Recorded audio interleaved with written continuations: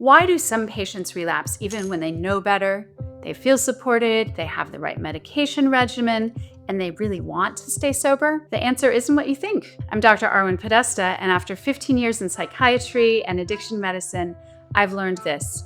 Relapse isn't weakness, it's data from the brain. In this video, we're going to explore 6 hidden forces that drive relapse and how to work with them, not against them, to support long-term recovery.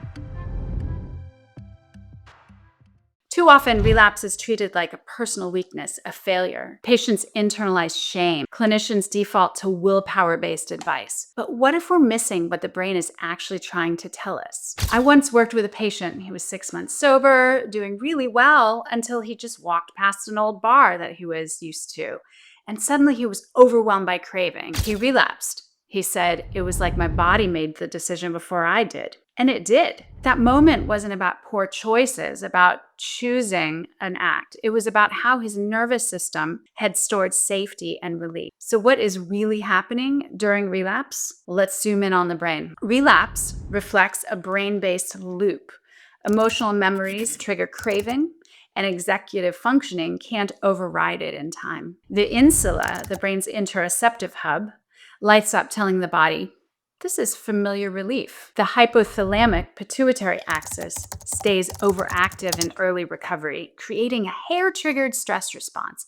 In short, the brain sees the substance of abuse as safety, and relapse is how it signals unresolved survival wiring, not failure. If you're tracking with me so far, this is the kind of brain-based approach I regularly share to help clinicians shift from blame to understanding. Click below to sign up. Now let's talk about how you can use this understanding to shift your clinical approach. Let's stop thinking of it as failure. Say instead, this is your nervous system asking for help. Let's listen. Use the phrase, relapse is information, and ask, what did your system think it was protecting you from? And then track the loop. Think of it like a chain. First comes the trigger, then a sensation, then a thought, and finally, action. Support the body. Use integrative tools like breath work, neurofeedback, even cold exposure. There's something deeper happening, especially under stress. So let's look at how emotional memory and attachment wounds hijack the brain. Relapse isn't just about craving. It's about emotional memory pulling the strings. Patients can know better intellectually and still relapse. And why? Because under stress, the thinking brain goes offline and old emotional patterns take over. A patient of mine relapsed after a breakup. Not uncommon. And it wasn't from craving. It was because they felt abandoned. She said, I felt like I was drowning, and using just silenced it. Okay, so let's look at what hijacks the process, starting with the limbic system. The amygdala takes over. Threat response overrides logic. The hippocampus encodes relief as memory. A substance is equated to safety and calm. Attachment triggers like loneliness or rejection can activate old escape patterns. A clinician cue, underneath the relapse is a moment where the patient felt too much, too alone.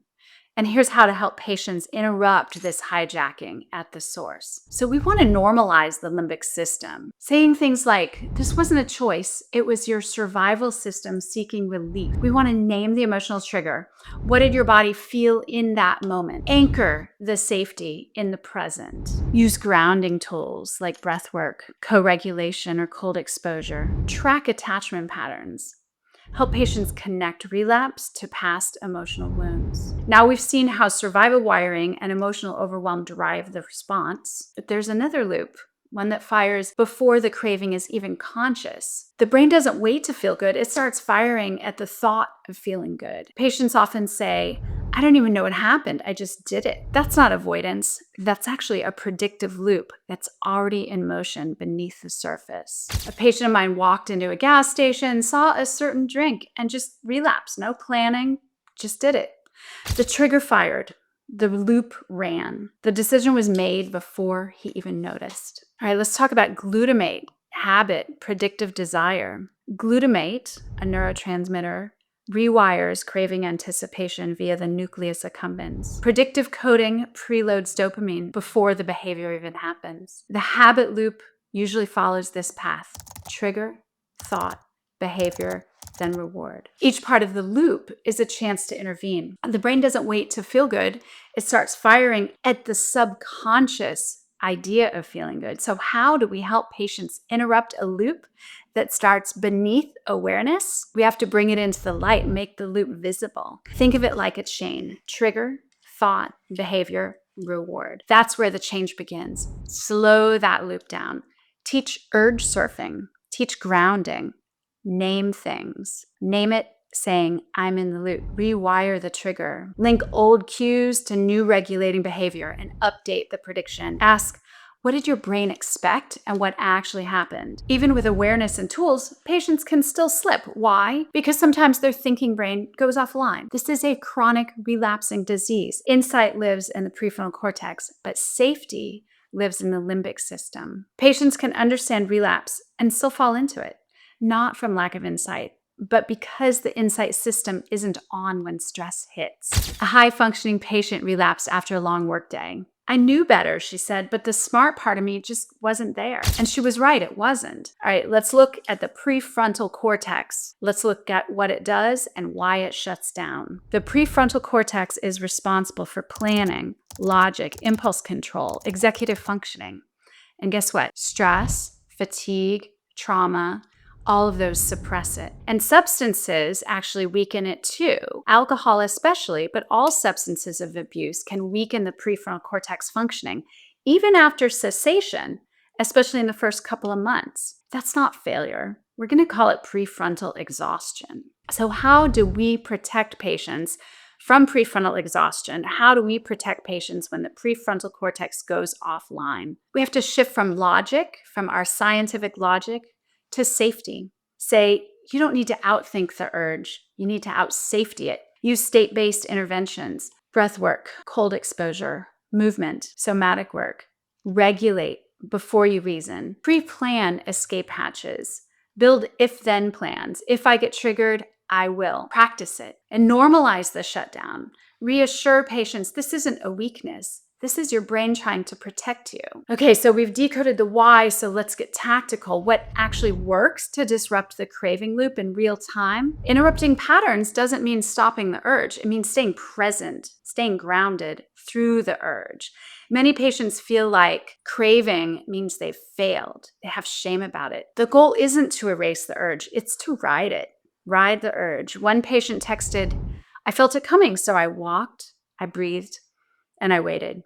And the wave passed. That's recovery. That's not avoidance, but that's presence. Let's break this down into 3 categories because interrupting a craving isn't just a mindset shift, it's whole body intervention. We need to regulate the body, reframe the story, and reconnect through relationship. First, the body, somatic tools. When the nervous system is activated, logic just won't land. That's why we start by calming the body. Start with diaphragmatic breathing, slow deep breaths that signal safety to the nervous system. Teach patients to inhale for 4 counts, exhale for 6 counts. This longer exhale actually activates the parasympathetic nervous system and signals we're safe now. Use cold exposure, like ice on the neck or a splash of cold water, to jolt the system out of autopilot. That disrupts the craving loop by bringing the body into the present. Introduce movement, especially bilateral stimulation like walking or tapping, so that the brain can shift out of freeze mode. This could also be in the form of pacing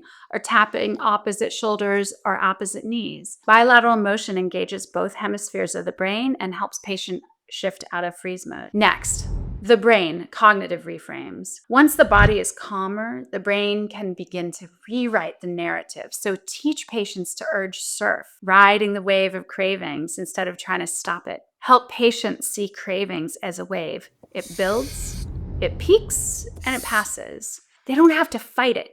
Just ride it until it fades. Use mental contrasting by asking, if I use, then what?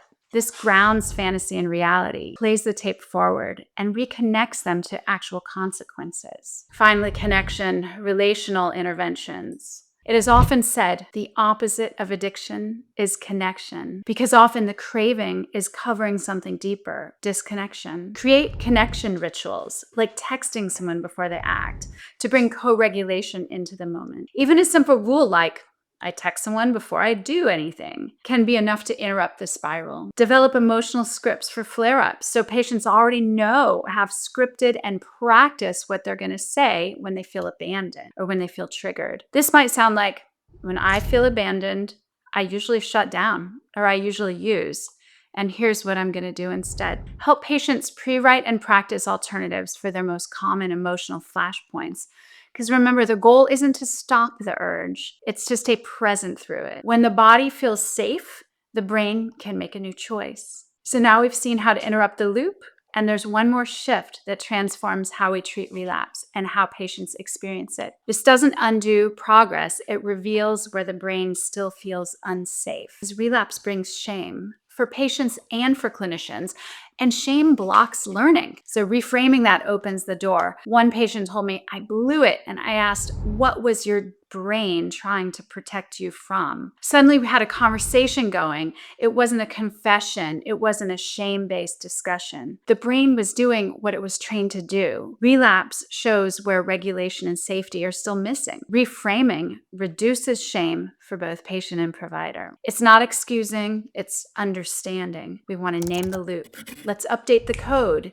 Use map questions. What need was underneath the use? Reinforce progress. This shows us where to focus next. Model the reframe. This is data, not defeat. So now you know relapse isn't failure. It's feedback. But even if patients don't relapse, many still feel flat. Why? Because the reward system hasn't been rebuilt. And recovery without joy isn't sustainable. In the next video, we're going to explore how to rewire the brain's reward system so patients don't just stay sober, they actually want to. Watch that next and help your patients feel alive again.